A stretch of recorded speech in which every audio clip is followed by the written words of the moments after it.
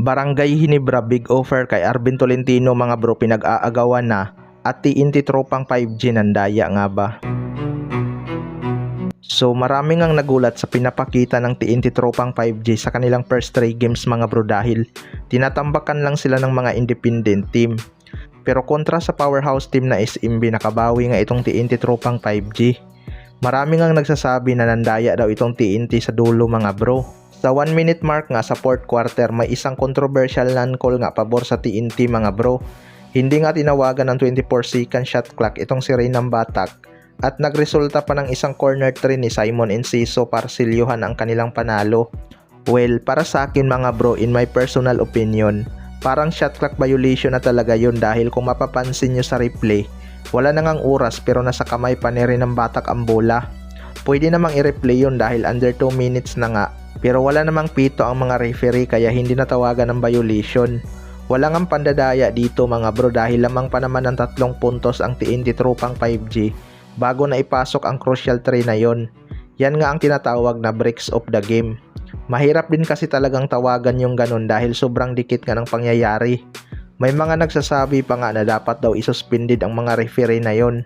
Hindi rin talaga madali maging referee mga bro, dahil kapag nagkamali ka nga sa crucial, ikaw talaga ang sisisihin. Pero kung tabla ang score nun, sobrang crucial talaga ng non-call na yon. Sa kabilang banda naman mga bro, Barangay Hinebra big offer kay Arvin Tolentino, pinag-aagawan.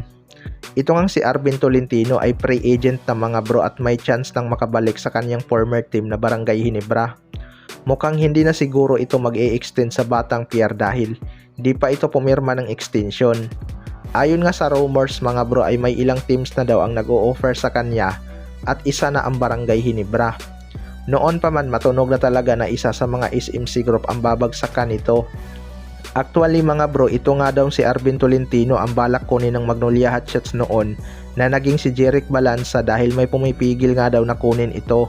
Dito naman nagkaroon ng idea ang ibang mga fans na baka Barangay Hinebra ang kukuha sa kanya at baka pinapahinog lang talaga to sa Batang Pier dahil walang playing time sa Barangay Hinebra noon.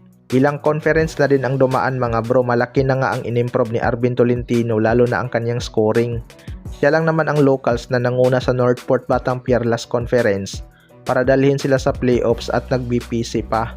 May usap-usapan din na baka mag-ibang bansa ito dahil mas malaki nga ang offer doon pagdating sa sahod. Kaya kaabang-abang talaga tong si Arvin Tolentino mga bro kung saang team ito babagsak. Pero kung may rights pa ang Northport sa kanya, no choice talaga ang Barangay Hinebra kundi makipag-trade kung gusto nila itong makuha. Marami naman trade asset ang Barangay Hinebra na pwedeng ipalit dito. Kaya abangan na lang natin. Kayo mga bro, ano masasabi nyo tungkol dito?